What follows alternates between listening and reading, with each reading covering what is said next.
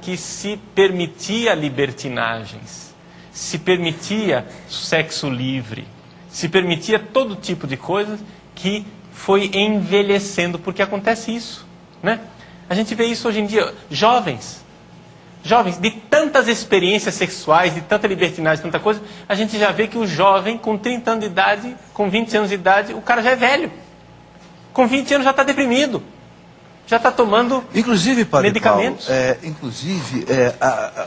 Há um historiador francês de histórias antigas e também modernas, o Pierre Chauny, da Sorbonne, que o Pierre Chauny defende a tese de que o Império Romano caiu por causa do controle da natalidade.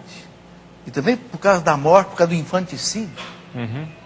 É muito interessante isso, né? Uhum. Quer dizer, hoje se falar de controle de natalidade, todo mundo entende, mas na época do Império Romano... Sim. E aí foram ficando sem gente para conduzir o Império, sem soldados, e tiveram que ir contratando, inclusive, bárbaros para o Império, para as Forças Armadas.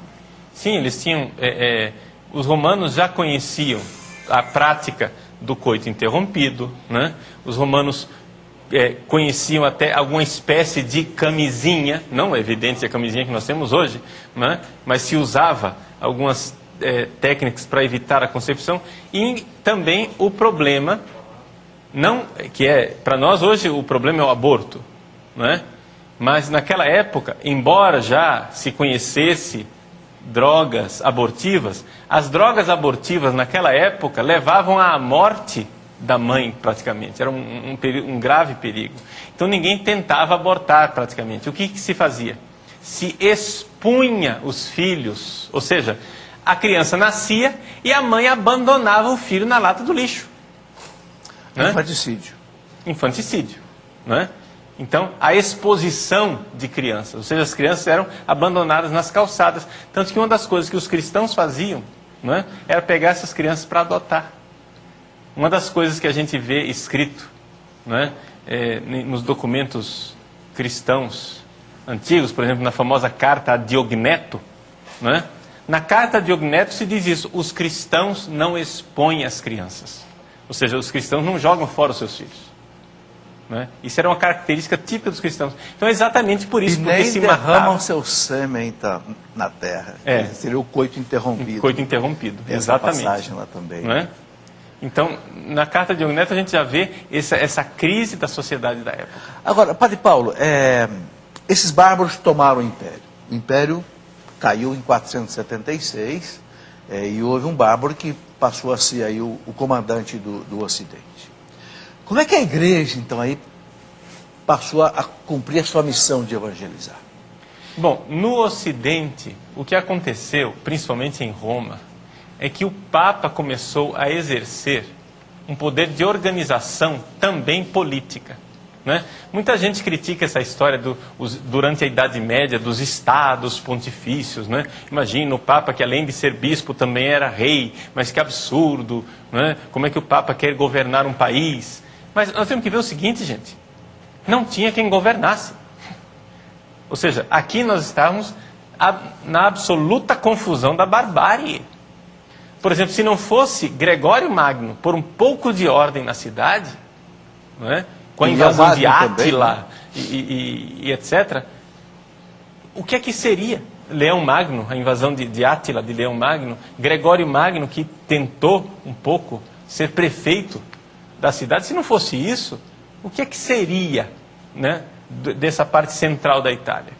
Então, na verdade, os estados pontifícios e o Papa, que exerceu um poder político, não é, foi também uma forma civilizatória. Por quê? Porque com a invasão dos bárbaros, isso aqui foi dividido em vários reinos.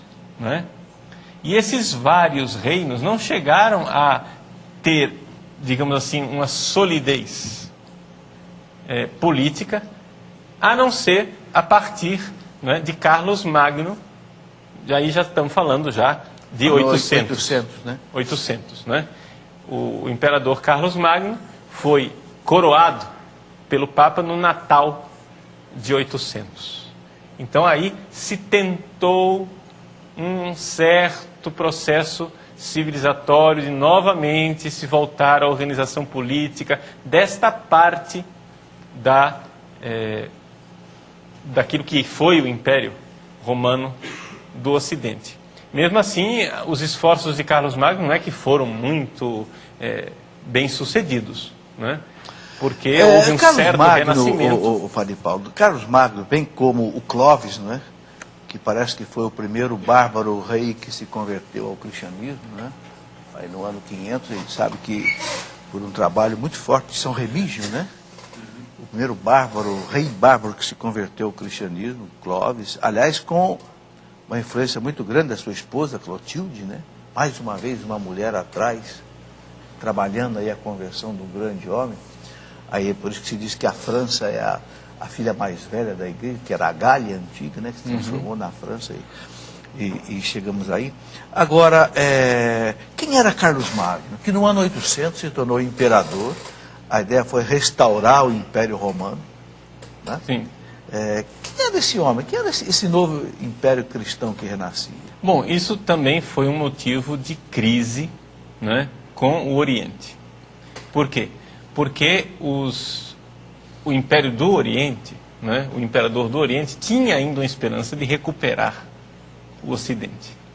E esperavam que nós, cristãos do Ocidente, né, os cristãos, o Papa, né, nós, cristãos do Ocidente, ainda voltássemos à obediência ao imperador. Só que acontece o seguinte: o Ocidente já estava cansado de ser ignorado por Bizâncio. Porque a grande verdade é essa, que o Ocidente esperou essa ajuda de Bizâncio a vida inteira e nunca veio. Não é? E, então, diz, olha, não dá, vamos nós, fizeram esse intento, converteram o homem, né? Converteram Carlos Magno, e então ele se tornou esse grande defensor da igreja, grande defensor do papado, não é? Como um rei que foi coroado, ungido pelo Papa, para ajudar a defender a igreja, porque naquela época nós temos que compreender isso, que não se compreendia uma separação de igreja e Estado. A gente fica cobrando essas coisas, mas isso é um anacronismo. Nós temos que entender que a separação de igreja e Estado ela só surgiu na história do planeta com a independência dos Estados Unidos. Nem a Revolução Francesa quis uma separação de igreja e Estado. A Revolução Francesa, ela, ao contrário, ela fez o seu clero jacobino. Havia um clero, né, revolucionário. Mas não havia separação de igreja e Estado. Separação de igreja e Estado é uma invenção dos Estados Unidos, foi uma novidade. E esta novidade, vamos considerar, é bastante recente. Então não vamos nós querer julgar as pessoas daquela época, né, dizendo, mas como que o Papa aqui faz uma aliança com o Império? Mas, gente, desde a tribo, né, o pajé sempre esteve junto com o chefe, com o cacique. Né? Sempre houve uma certa forma de governar juntos. E, aliás, vamos dizer bem claro, isto é uma das grandes dificuldades da civilização ocidental atualmente. Ou seja, o homem está tentando pela primeira vez governar o mundo sem Deus. Sem um Deus. E está dando a bagunça que está dando. Não é? Essa tentativa de governar o mundo sem Deus já deu o nazismo, já deu o comunismo e todo tipo de terrorismo e atrocidade que nós estamos enxergando aí nesta bela novidade de um mundo governado sem Deus. Não é? É por isso que o Islã tem tanta força no mundo hoje. Por quê? Porque eles não têm pudor nenhum de dizer, olha, nós governamos e governamos com a religião. Não é? Não estou dizendo que o Islã seja a solução, não estou dizendo isso. Né? Também não estou dizendo que agora nós temos que voltar a uma união de igreja e Estado. Mas tirar Deus dos lugares públicos, tirar Deus da Constituição, tirar Deus daquilo que é a estrutura do governo, é algo de uma consequência terrível. É o que se chama hoje de laicismo. Laicismo, exatamente. Que não tem nada a ver com laicidade. Uhum. Agora, Padre Paulo, voltando um pouco aí, é bom que a gente vai lá e vem cá. Todos os reis, inclusive os imperadores depois, que se restaurou com o Carlos Magno,